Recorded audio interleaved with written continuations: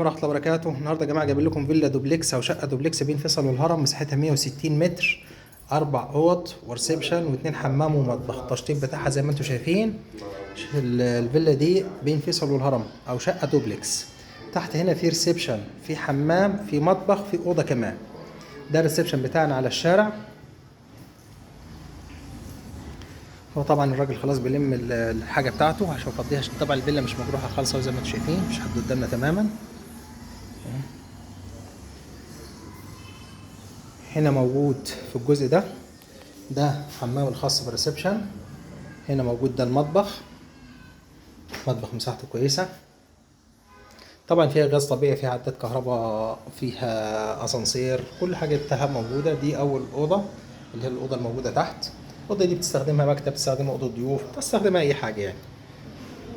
وده الريسبشن بتاعنا مرة تانية.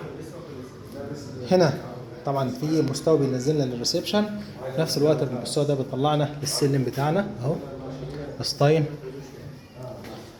نطلع سلم معمول رخام.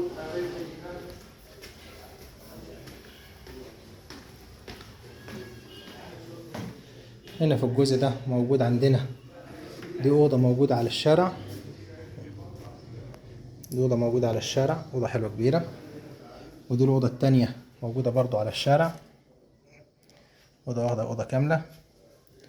وده عندنا الحمام الرئيسي. ودي هنا عندنا أوضة، بس الأوضة دي بتطلع لها بمستوى تاني لوحديها.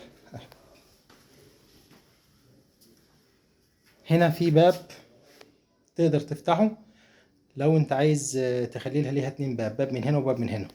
هو التصميم ده بحيث ان هو بيديك ستايل ان انت ممكن تخلي الريسبشن فوق او الريسبشن تحت. يعني في التصميم ده بيتعمل كده وبيتعمل كده بالستايل ده.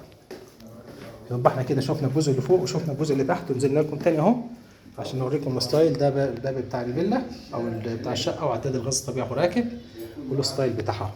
والسلام عليكم ورحمه الله وبركاته.